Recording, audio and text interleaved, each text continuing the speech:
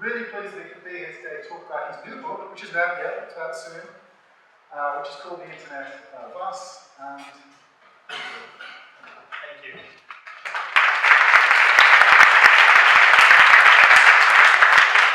I want to thank Duncan, that was extremely kind, and I want to thank the Rusties and Adam Carter for putting on, and all the people that have been participating in this wonderful conference.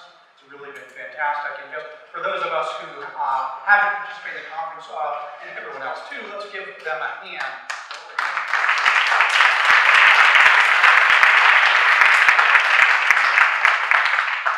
All right, to work.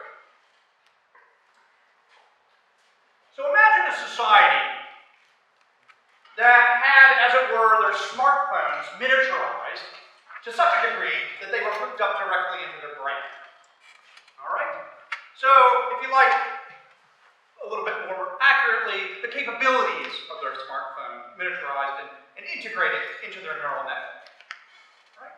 Now, the members of the society would, of course, have a world of information right at the tip of their neurons, so to speak. What's the capital of Bulgaria? Right there. Flight velocity of a sparrow? Right there. You'd have all this information. Knowledge would be, in a sense, easy. There's no need to remember the name of that person that you met at the dinner party last week. Neuromedia does it for you. Call that little device Neuromedia. Now, I'm asking you to imagine a society. Now, you can imagine that, sure, there might be some cranky old fusspots in the society who might be like, oh, well, what about privacy? Or they might worry about, is this really knowledge that you're getting from this Neuromedia? And they have a bunch of other concerns like that. But most of us would be like, this is cool.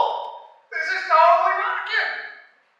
Knowledge is so easy. It's right there. And besides, in all seriousness, we'd be able to have this sort of, we'd have new forms of expression. Because if you have the capabilities of your smartphone, you're not just downloading, you're uploading. You're uploading at the speed of tweet, faster even, at the speed of thought. Because no punching with your, clumsy little thumbs. So coordinated activities would be so much easier. We'd be able to do all these things. New forms of expression, new forms of art. Coordinating things like healthcare, warfare, so much easier. It's so much easier than we can just think to each other. All the things, in other words, that we're good at, that we like to do, we would be fine, so much easier. So now I want you to imagine that, so that's Neuromedia. Back to that design in a minute. Now I want you to imagine a disaster strikes our society. Several generations have gone by. And several generations now, people enjoying this. Maybe not everyone in the society, because, it might cost something. But, for cool people.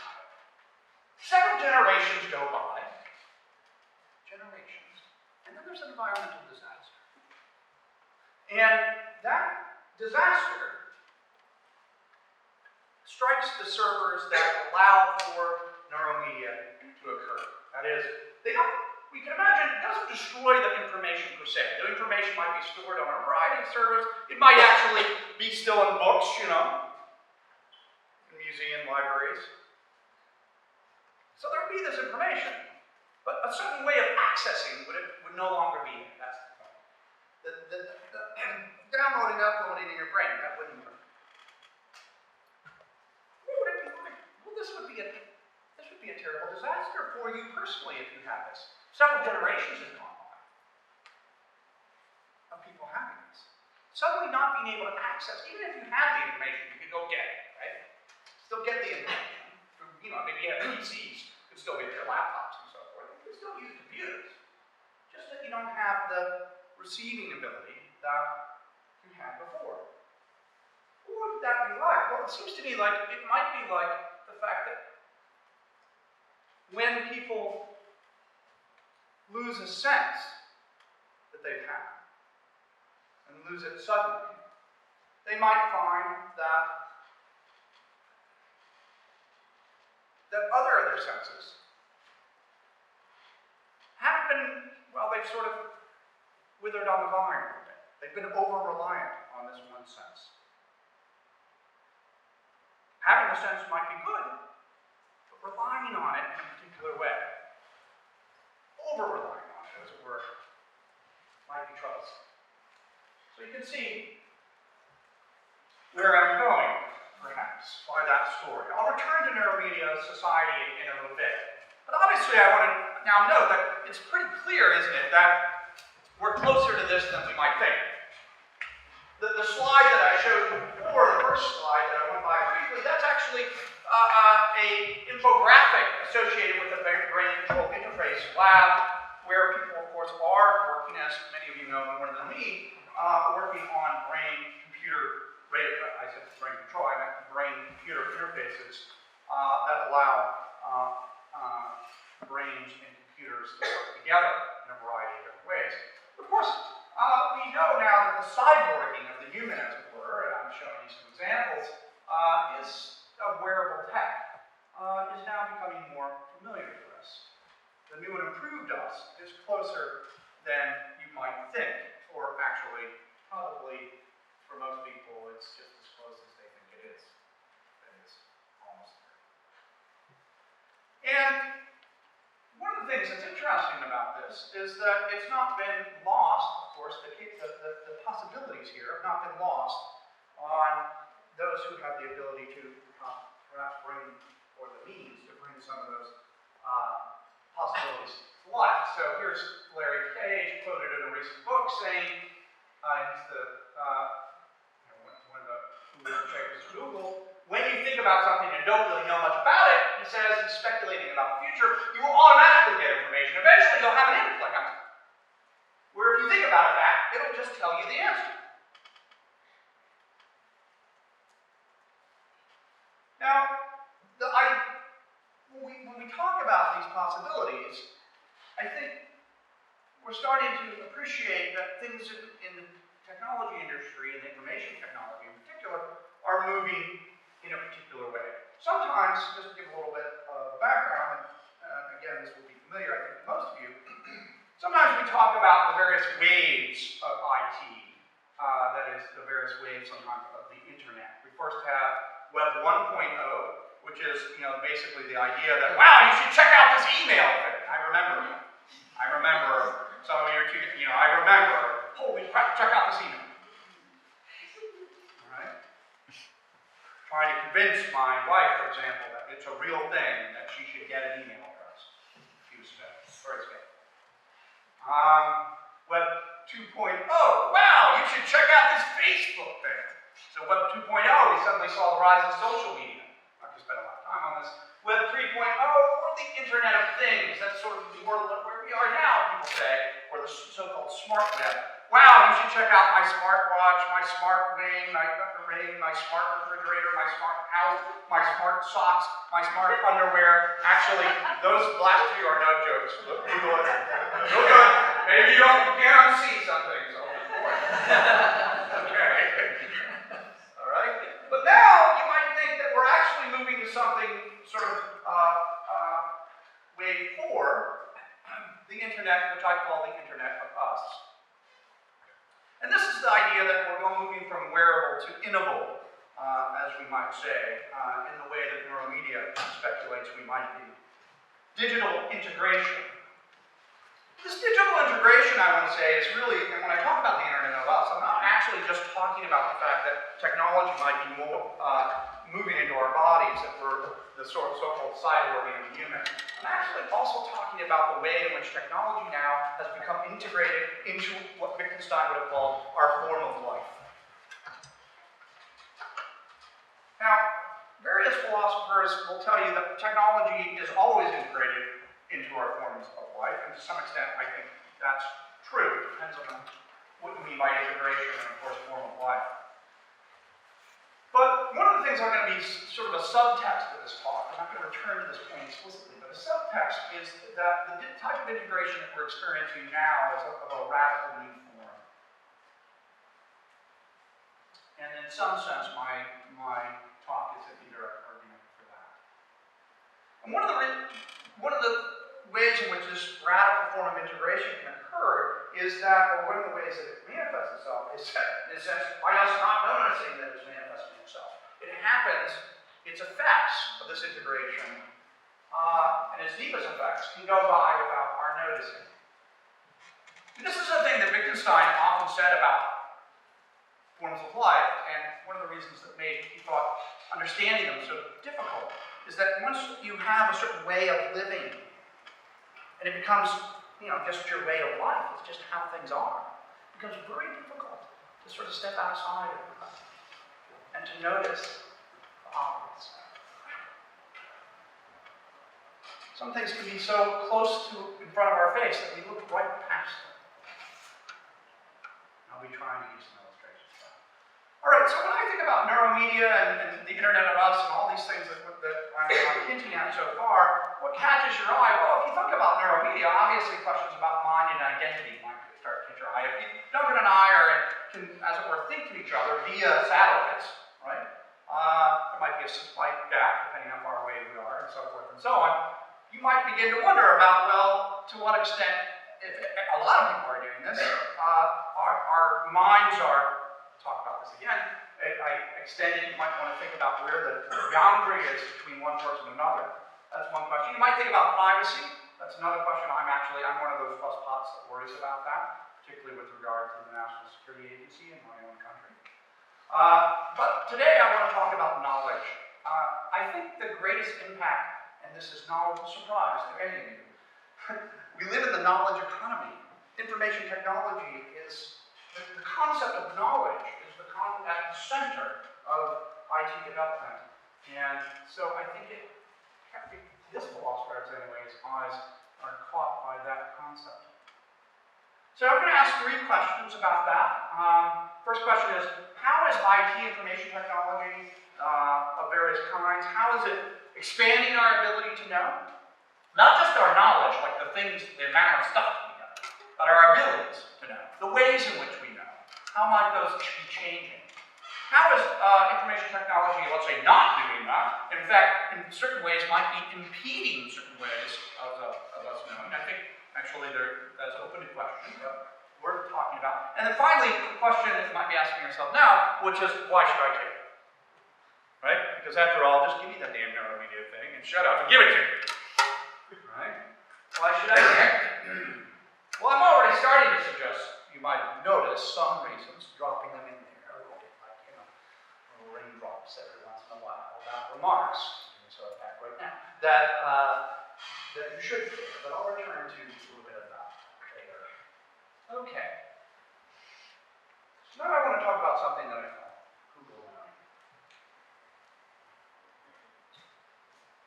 Okay, the first thing I want to do though is tell you about a little experiment, I guess you can talk about. There are actual scientists in the room, so never mind.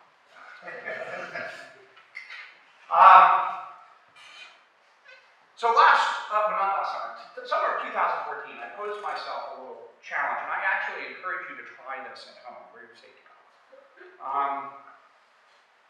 I wanted to know the answer. I decided to try to answer 4 different questions without using the internet and try even indirectly. Now these are questions that in some cases, I think I had known the answer to at one point, and then I forgot. In other cases, I just didn't know. And they were very different sorts of questions. I hit upon 4. It wasn't too hard. There's lots of stuff. So one question was, what is the capital of Bulgaria? Another question was, how does a 4-stroke outboard, this is an astronomer might understand, this sailor as well, I'm a boater, how does a 4-stroke outboard differ mechanically than a 2-stroke? Another question was, that's my U.S. representative, what's his phone number?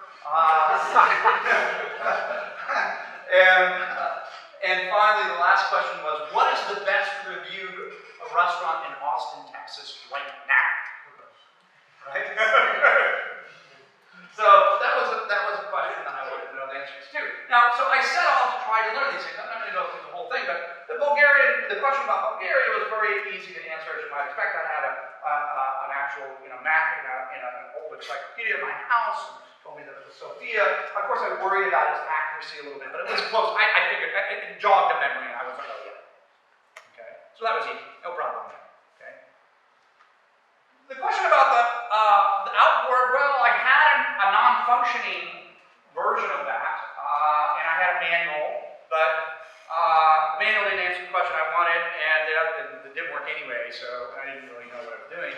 So I went down to a marina and actually talked to a mechanic, and he was really helpful. He took me and showed me stuff and everything, and he took apart my engine, and I learned lots of stuff, sort of, I thought, until I got back and I realized I forgot to take notes. Because I didn't have I couldn't turn on my phone and just record it. So I forgot to take notes. And then the question of representative, well, that turned out to be a lot. I thought it was going to be easy, but so I went to my local library and and I said to the kid, I want to know Representative Courtney's, office address and phone number, and he was like, yeah.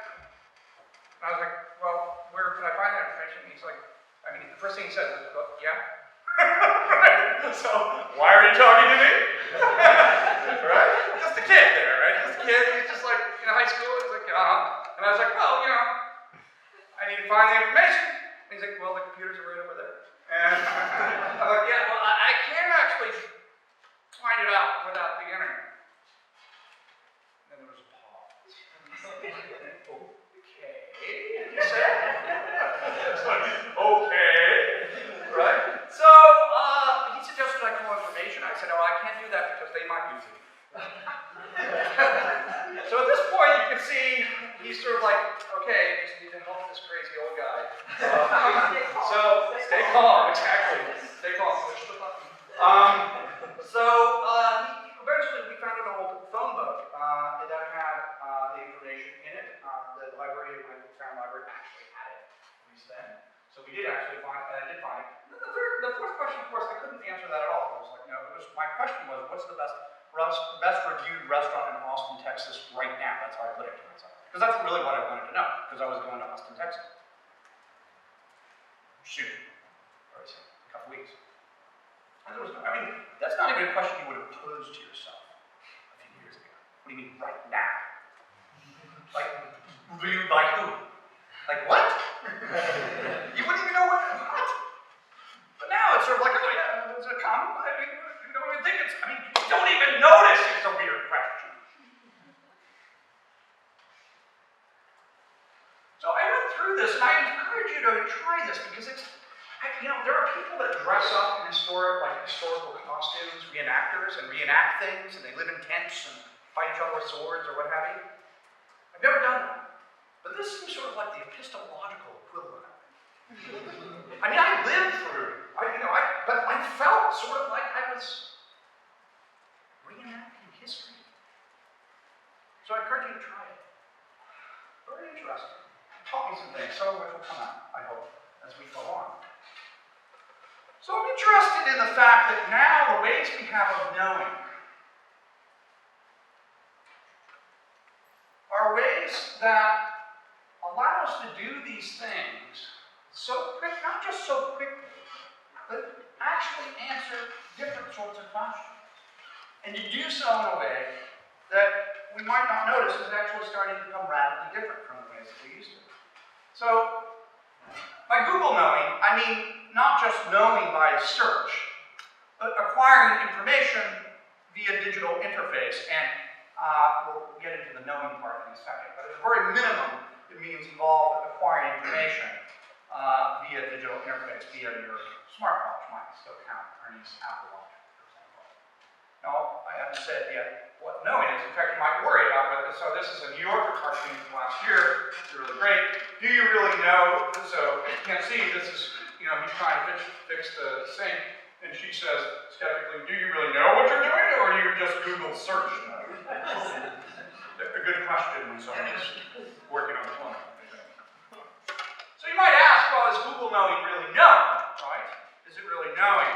Well, just acquiring information is not knowing. Of course we know that, because information can be, good or bad. But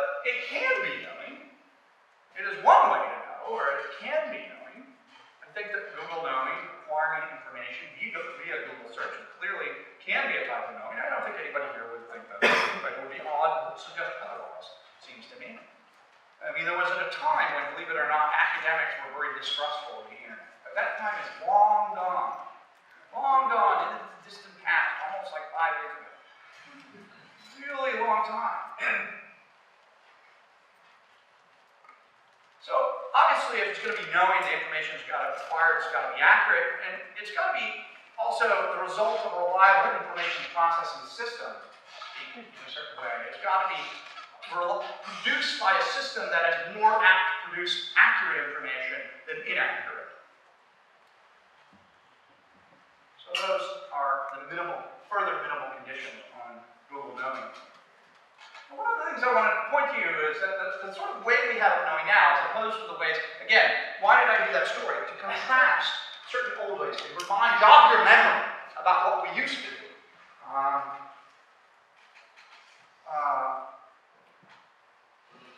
But now, we're doing something different, and it has certain features, this Google knowing. It's increasingly cognitively integrated, and let me explain what I mean by that. One thing, we rely on it as a matter of course.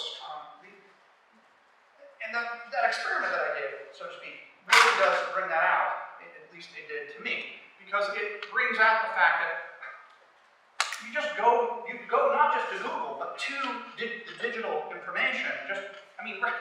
It's just second nature. Moreover, it swamps, or tends to swamp, other forms of belief formation.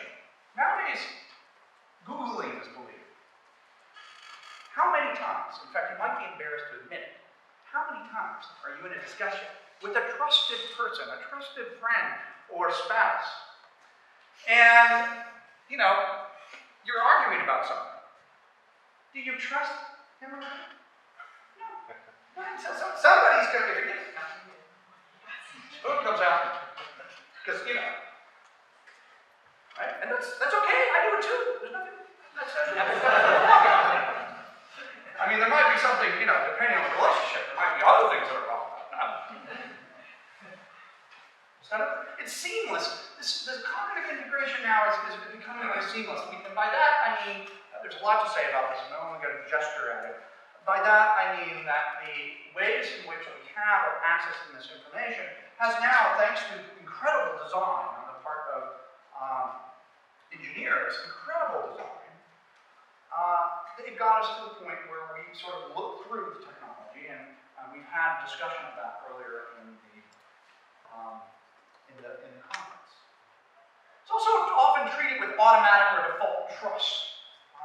We tend to, I tend to default trust what I get when I look up on Google Maps, for example. I default trust it. That doesn't mean I completely trust it. I know it can go wrong. But it's default trust.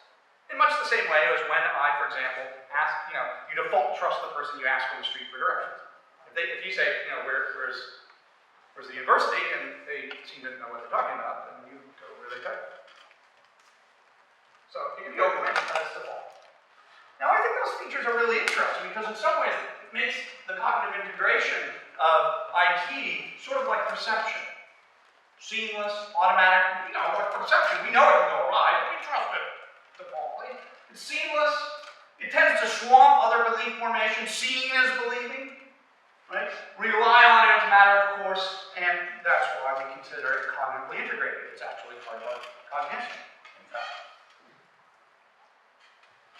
One of the things that's really interesting, however, is that there are other features as well. And these features are, interestingly, sort of, if not intention, they're just sort of very different from the other features. One is that Google knowing is radically dependent on others.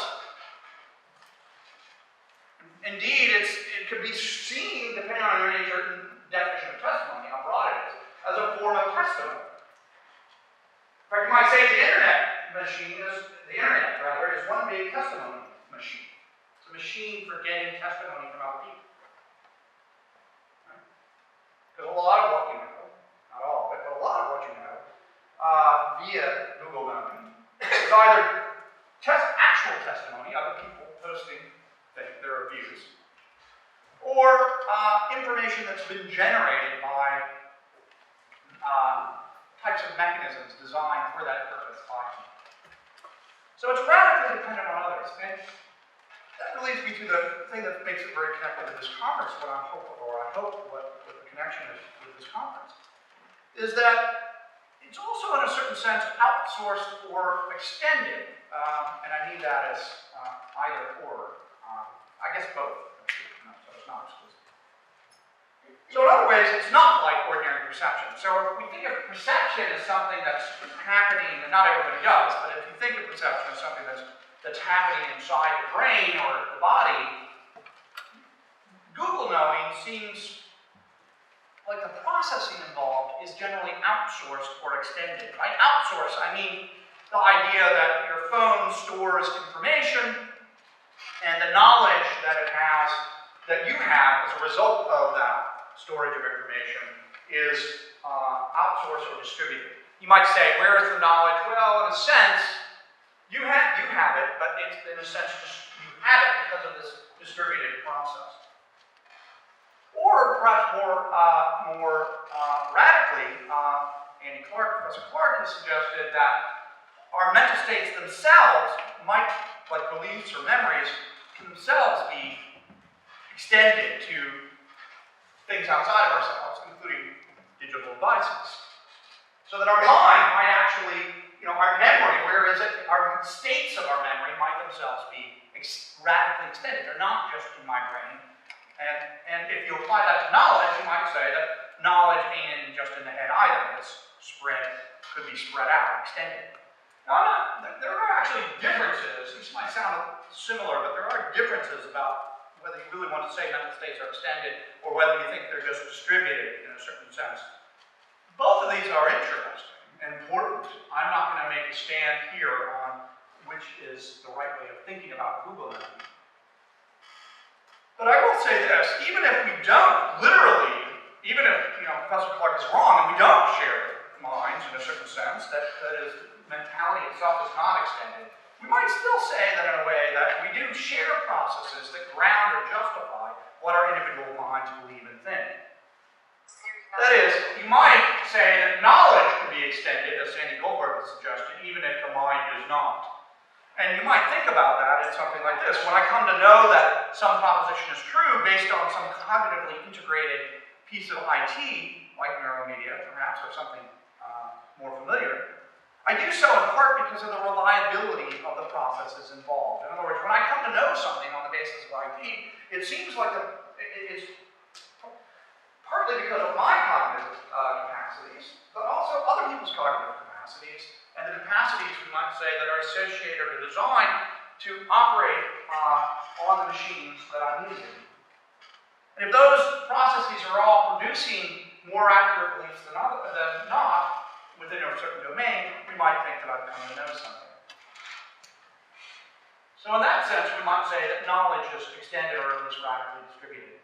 And one way of thinking about that is, just as I've been saying, think about Neuromedia. If you had that, or if you lived in that society, there would be a clear sense in which our knowledge would be the right way of thinking about this. Our knowing. Do you know it? We do. I mean, just think about, as we move towards this, and this is all people who actually work on this for a living, you think about the fact of how education, right, is already being impacted by this. So, just a few years ago, which was a long time by IT standards, I remember Google Glass was just starting to come, be an idea that people talked about, and smartwatches weren't quite out, but we were talking about it. And I remember, asking my students in a class before a test, asking them to bring up their bags and turn off their phone and leave their phones up front, right?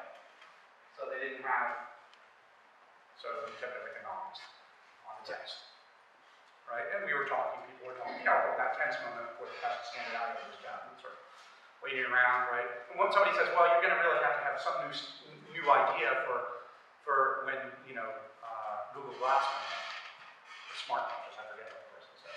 But then, of course, that was right. I mean, there is a sense in which, if you get Neuromedia,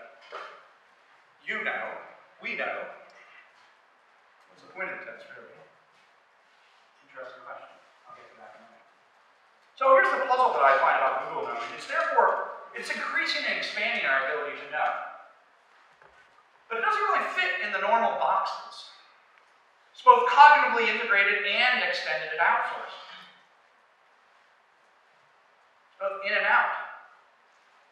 And that's good. We can know more by outsourcing or extending our knowing. That's obvious. Moreover, outsourcing in this way means sharing. And sharing, as my mom did say, is good. Sharing's good. We love to share. We live in the sharing economy. Sharing is good. Except when it's not. And the reason I'm not going to go into this is like a whole other talk, but I'll just mention some things here.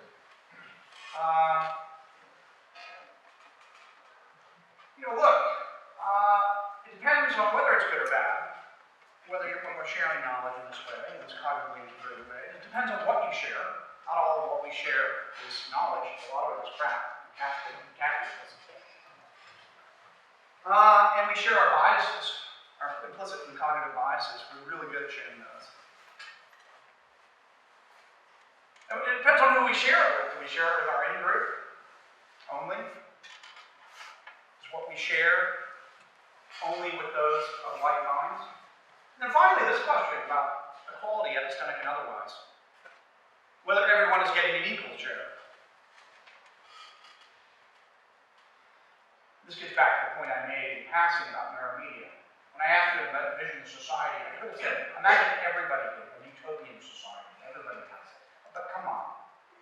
I can imagine there being neuromedia faster than I can imagine a society where everybody would get it. I'm saying.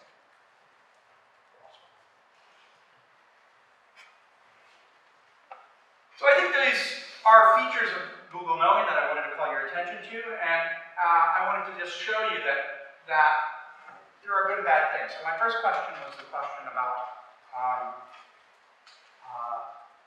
how's it expanding our ability to know, and I was trying to answer that in part.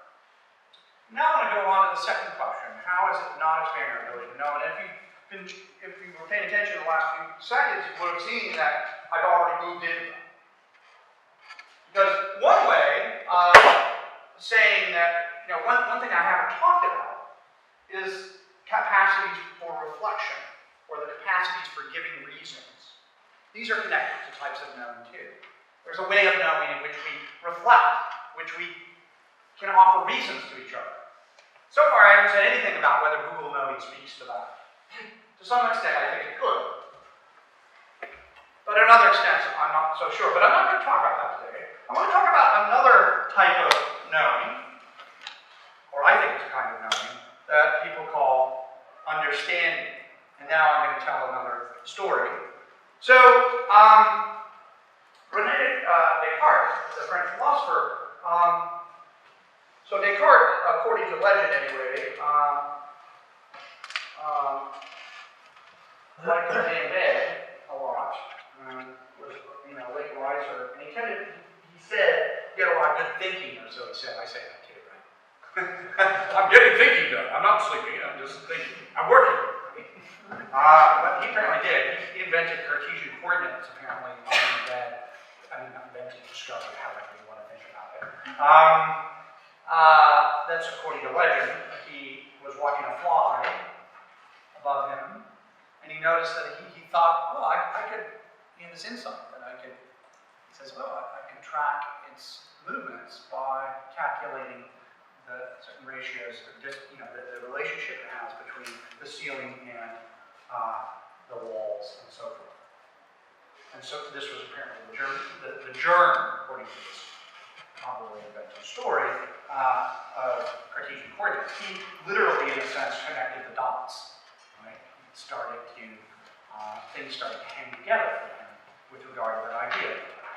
And I think that's relevant because it's a way of thinking about understanding, which I think of as a complex form of knowing that's different than the sort of knowing I talked about so far. It involves, and this is something that Dr. Pritchard has a lot on, and other people here, understanding involves recognizing why or how something is the case.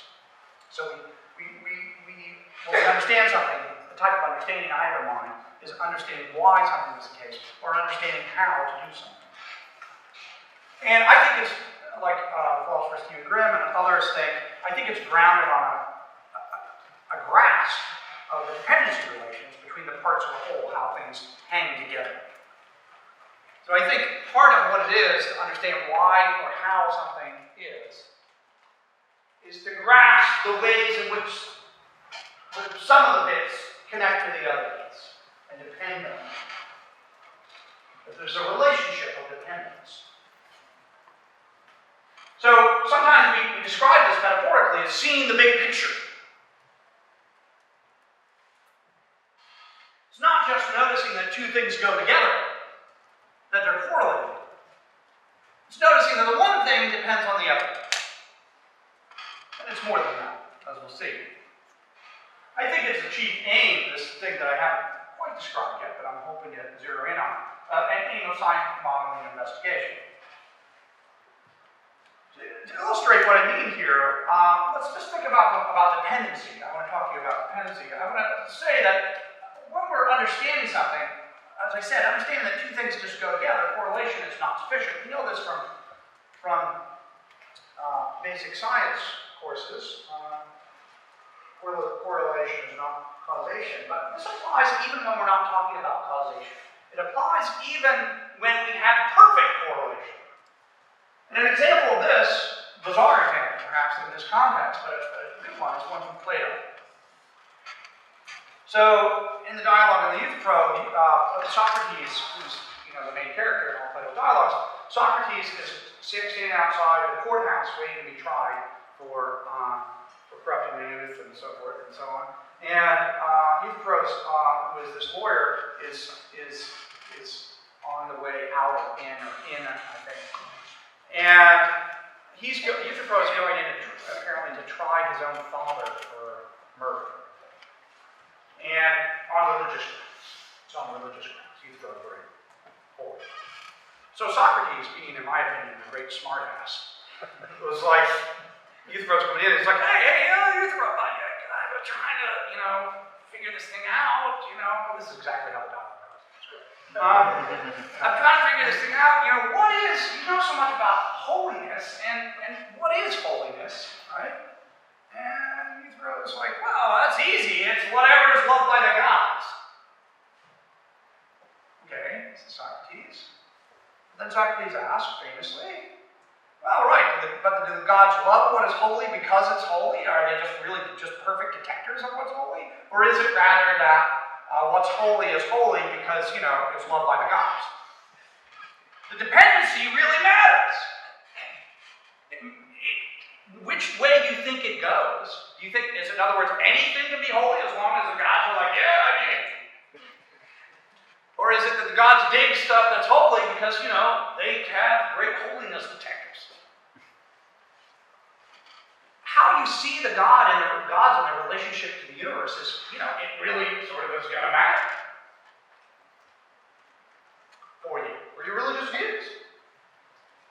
Which way the dependency goes. Notice, though, it could be true that X is holy when and only when X is loved by the gods. That could be true across all possible worlds. It's a perfect correlation. You could have, as it were, big data could be really big as far as where the X goes. So correlation, even perfect correlation, that allows you to even predict. Look, this biconditional up on the top. You could definitely predict some stuff as long as you know that. For any X, if you know that it's holy, you know what the gods are doing. Predict it. Again, I'm using these Greek terms. Well, that's not over your head. Sorry. Okay, try to be more serious. So I think that trying to explain what understanding is, it's grasp of dependency relation.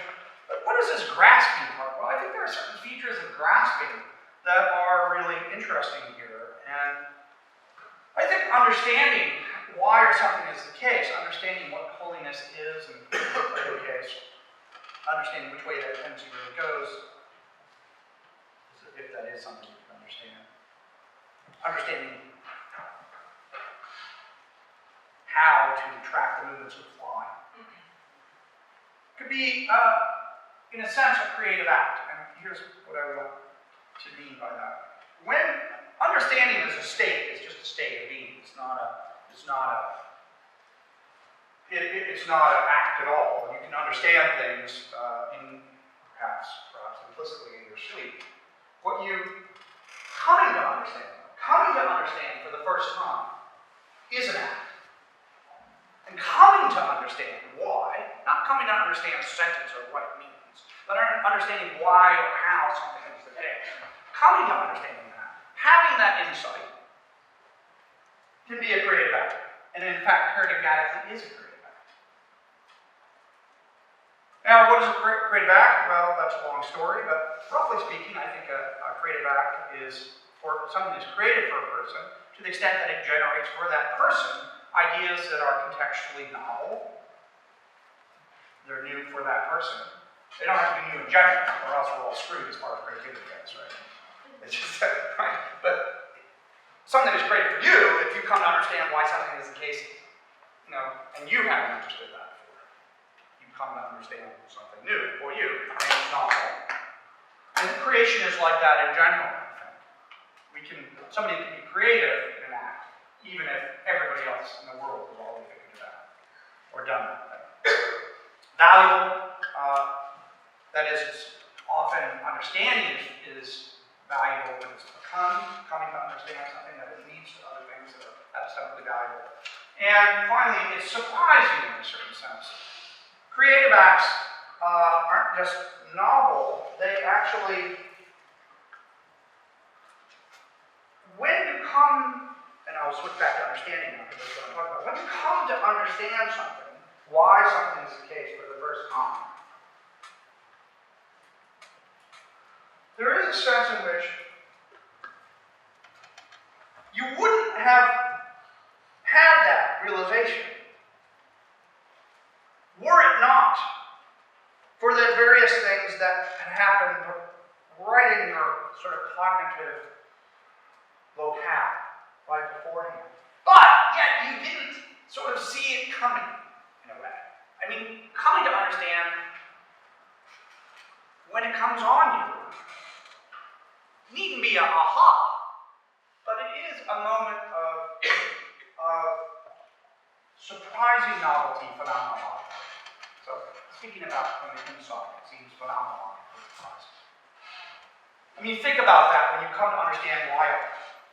If you remember back in the days of doing geometry, you think about coming to understand why a particular theorem is a theorem.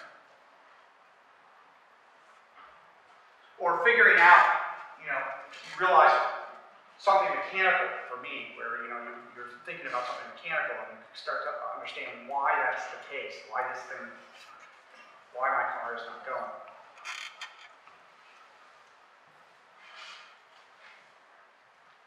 The first time you have this insight can have, I think, these features, and this is going to be controversial. But I think that's what makes understanding so cool, or part of what makes understanding cool. Creativity is valuable for itself, and it's active but not passive. And now you can start to see why I'm talking about understanding. Because one of the things you might note is Google knowing, in the way that I was talking about it, while involves the activity of many people, has a certain sense in which it's not knowledge by downloading, has a sense of that. Where the act of coming to understand, which is itself a type of knowledge, or knowing, a way of knowing, involves the activity of an agent in a creative way, that we might not get in other senses. It's also, in a sense, weirdly individual. Now, in this crowd, I suspect we might have some disagreement about whether groups can understand, in the sense that I've discussed, and maybe they can. But there's a certain sense in which it's individual still in an less controversial sense. I can give you the basis for understanding. As any teacher knows, and anybody, you don't have to be a teacher or professor. If you've ever taught your little brother or sister something, or your child something, or anybody anything, you know that you can give them the basis for the understanding, but where does the coming to understand, they have to do it. You can lay it all out for them, and those of you who teach, right, know this very well, right? Think about, for those who are philosophers, think about teaching logic. You lay it all out. Well, at some point, they're going to get it. Okay?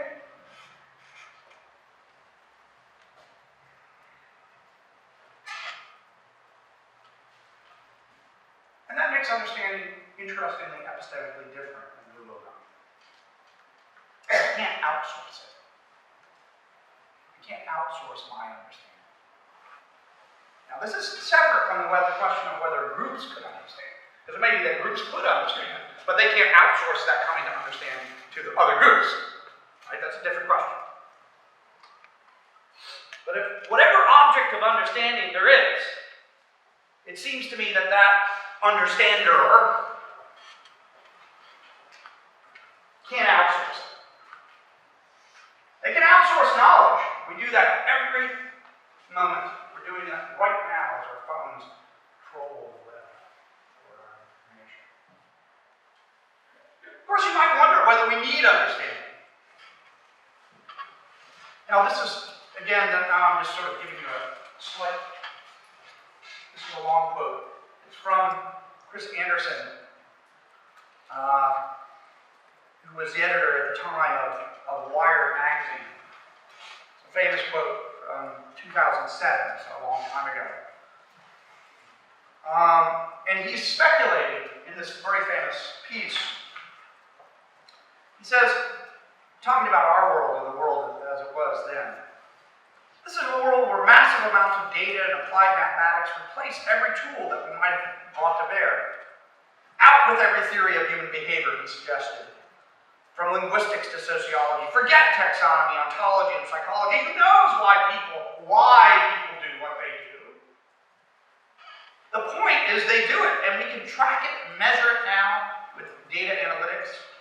Actually, we couldn't measure it. In 2007, I mean, now we really can do it. And we can do it with unprecedented fidelity. That's definitely true now. With enough data, the numbers, he says, speak for themselves. Correlation, he says, is enough. Because we can get so much correlation with data analytics. Now, some of you will know what I'm talking about with data analytics, and if you don't, that's okay. I'm just pointing to the fact that some of our leaders, as people say, are thought leaders, that's the term that actually people use, and Chris Anderson, I guess, would be such a person, are suggesting that, well, maybe correlation in a certain sense is enough, that the old way of thinking about scientific modeling is irrelevant. I'm not going to get into explaining why he thinks that. If you don't know that already, that's fine. There he is, he said. Says we can throw the numbers into the biggest computing clusters the world has ever seen and let the statistical algorithms find patterns where science cannot. Who needs understanding?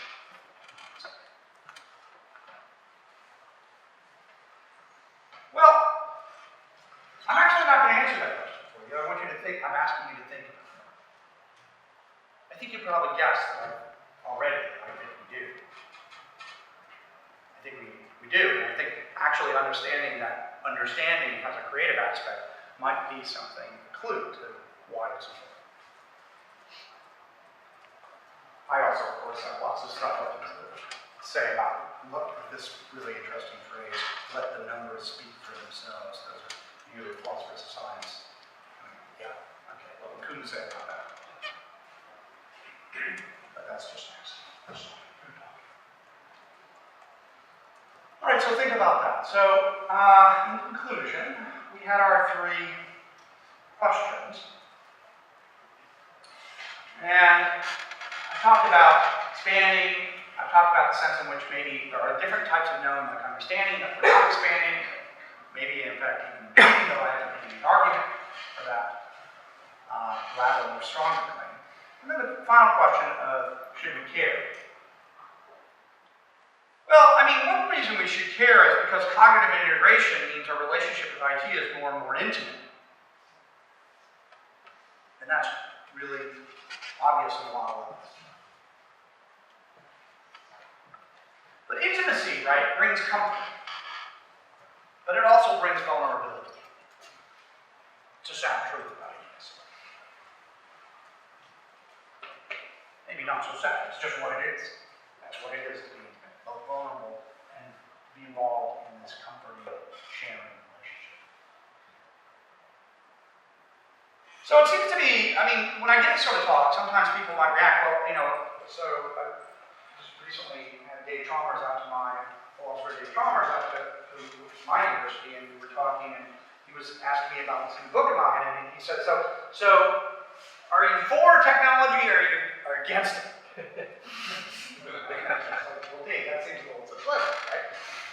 But, I mean, you're probably thinking that too, right? What's this Lynch guy got against my smartphone? I have nothing against your smartphone, or mine, or even Ernie's Apple Watch. What I want you to think about is the automobile. The automobile. Oh, so cool. So great when it came out. So revolutionary. So important, so economically important. It shaped people's lives for the better. In my country, it opened up parts of the country that could not really have been settled before, because people could get there. It opened up businesses that could have been not just those that were all dominated, automobile, but other sorts of businesses. It had incredible, people have speculated it changed social relations, and in some cases, for the better. Increased equality, all sorts of other things happened. And they also were just a lot of fun. There were a lot of, especially that one. I've heard. But as you can see by the picture, we all know that there were unforeseen consequences of technology. We know this in general, but I just want to remind you of that. When we're stuck in a certain form of life, it can be hard to remember that there can be consequences that we may not be preparing for. And some of those consequences are physical, but some of them are cognitive, and they have to do with our ability to know or to understand or not. So I'll leave you with this quote from Bertrand Russell. It's in the 1950s, Saturday Evening Post. It says, in the past, the things that men could do were very limited. But with every increase of knowledge, there has been an increase in what men could achieve. In our scientific world, presumably still more in the scientific world of the not-so-distant future. Bad men can do more harm, and good men can do more good, and had seemed possible to our ancestors in their lives. Indeed. Thank you.